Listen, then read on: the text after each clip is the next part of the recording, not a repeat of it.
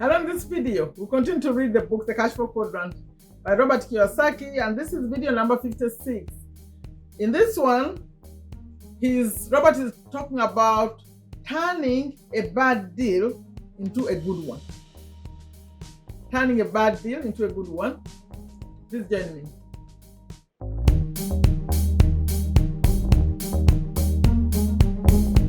Hello, welcome to Take a Step to a Better You. Here I share what you know and continue to learn. If you're new, my name is Sherifa, Nakalema, a business owner here in Virginia, USA. And my topics tend to be around business, money, personal development, motivation. So if any of that sounds like interesting, especially my main message is asking you to take a step to make your life better, please consider subscribing to this channel and sharing my messages and clicking on the bell so you know when I'm here. And for those of you who said yes, thank you very much for coming back and for doing all those good things. The good things are liking a video, sharing it, leaving a comment, watching it to the end. All those are good things. Okay, I appreciate you. Now, I'm here daily. By the way, before I even go to I have to remind you that the video is about the book, The Cashflow Quadrant. And Robert is continuing this one to say, it's like a continuation from the previous video, saying, how do you turn a bad deal into a good one? Okay, but let me show you my schedule. I'll just show it, please. I read it. I think it's clear. The only thing that's there, for those of you who have been watching me, that the times have changed. YouTube says I need to lower my time when I'm here, but I went against that rule all on Sunday because I know there are people who are not going to like the new hours. So I said, let's have those people on Sunday at least. So the motivational one, it stays up there. Then we're going to see this maybe for a month and see how it goes, because the algorithm is like warning, saying I need to be put in at that time. So let's do that for 1 month and see what happens. This book, The Cashflow Quadrant.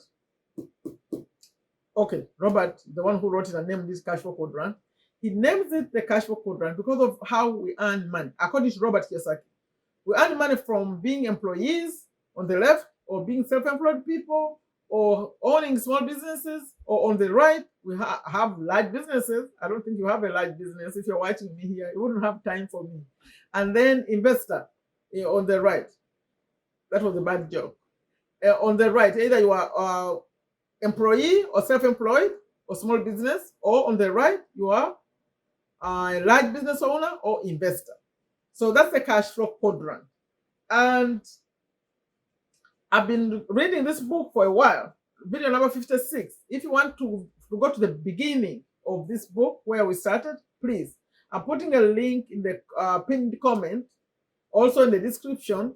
Also, the end screen has this cash flow quadrant as an ending to this video. Also, and if you want it as a book, audio is free for 1 month. You can listen. And the physical book you have to buy. The links are in the description. They take you to Amazon. The audio takes you to Amazon Audible. Okay. What is he saying when he says can turn a bad deal into a good one? You know, when we ended, video number 55 is connected to this one. Maybe I'll change what I just said there. Let me put 55 in the pinned comment because it's connected to this video, so that those who want to go all the way from number 1 will be in the description and also at the end in the end screen. Let me make it easy for you to get to 55 because it's connected to this. He went and Robert had gone. This was in 55. He bought a rental house and he was losing money. He said he was losing $100 and his rich dad wasn't very happy. So how did they turn a bad deal into a good deal? You have to watched the other one to know what's going on. Okay, so from bad to good, I'm reading now. The next morning, because they had a conversation, because of the house he had bought and losing money, and his rich dad wasn't very happy. So now the next morning, I went back to the real estate agent, rejected the deal as it stood, and reopened negotiation. It wasn't a pleasant process, but I learned a lot. 3 days later, I returned to see Rich Dad. The price of the condo stayed the same, and the agent got his full commission because he deserved it. But while the price remained the same, the terms of investment were vastly different. By renegotiating the interest rate, the payment terms, and the amortization period, instead of losing money, I was now certain of making a net profit of $80 per month. Even after the management fee and an allowance for vacancy was factored in, I could even lower my rent and still make money if the market were bad. I could definitely raise the rent if the market got better. Okay. And then he says, I estimated that you are going to lose at least $150 per month. That's his rich dad saying. This is a conversation that's continuing. It's me who I break it down to start and end, but this is a continuous conversation they're having. He's having his rich dad. Probably because he said, I estimated, he's talking to Robert, I estimated that you are going to lose at least $150 per month, probably more. If you had continued to lose $150 per month based on your salary and expenses, how many of these deals could you afford? It's like you can't be making deals where you're just losing money. Okay, barely none, Robert responded. Most months, I don't have an extra 150. If I had done the original deal, I'd have struggled financially every month. Even after the tax breaks, I might even have had to take an extra job to pay for this investment. Oh, that was a bad one. And now, how many of these deals at 80 positive cash flow can you afford? Rich Dad was, after the deal if Robert had renegotiated the deal, he's making now $80 every month, positive cash flow. Now, Rich Dad is asking him how many of those he could make every month. And a few years later, Rich Dad noted no. I smiled and I said, as many as I can get my hands on. Rich Dad nodded in approval. Now, go out there and get your hands on more of them. A few years later, the real estate prices in Hawaii did skyrocket, but instead of having only one property go up in value, I had 7 double in value. That is the power of a little financial intelligence. And then he ends with the little paragraph. He says, the title, you can't do that. There's a lesson for us. Let me read it. When I took my new offer back to the real estate agent, all he said to me was, you can't do that. What took the longest time was convincing the agent to start thinking about how we could do what I wanted done.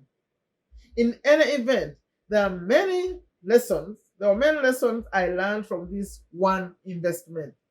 And one of those lessons was to realize that when someone says to you, you can't do that, they may have one finger pointing forward at you, but 3 fingers are pointing backwards at them.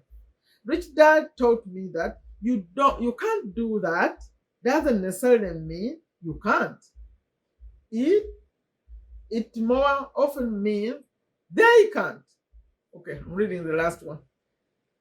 A class example took place many years ago when people told the Wright brothers, you can't do that. Thank goodness the Wright brothers didn't listen. You know what the Wright brothers did? Please put in a comment. And this time I want to be the one to answer it. What did the Wright brothers do? Because Robert is saying that people were telling them you can't do that, but thank goodness the Wright brothers didn't listen. Some of you watching me, I think you know more about these Wright brothers, what they did. Please put in the comments. And my takeaway with this one is just a simple thing. You know, when Robert went back to change the deal that he had bought, he was losing money. That house, the little house he had bought, he was so excited. Rich Dad showed him that the way he negotiated the deal was not good. But remember, the lesson here is The price didn't change. The agent fees didn't change. But what changed? He negotiated the other term. But for me here, I put a note here to say that it could be just the interest. If they change the interest from a point, like it was 4% and maybe 3%, that's enough to save him money. And the other thing I wanted to say is,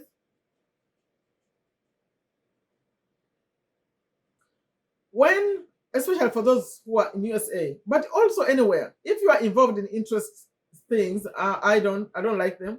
But if you are involved in anything where you have to pay interest, make sure it's fixed.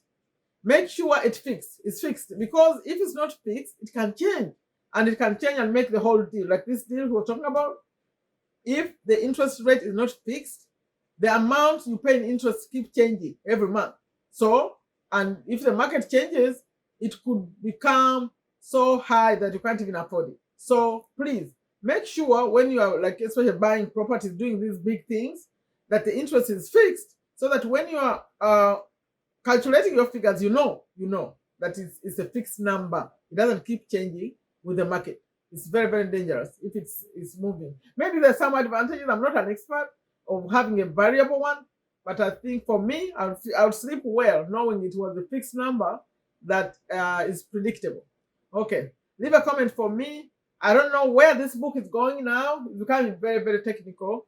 So some of you will follow, some of you will find it very, very boring. I apologize that it's boring. Please come and watch the other videos. I read books on a Monday, Tuesday, and Wednesday. So the other days are fun, actually. Like when I drive on Thursdays, and I come live on Friday, live on Saturday, motivation on Sunday. So, but the books, you have to be really interested in this topic. Okay, please keep coming for those who like the books.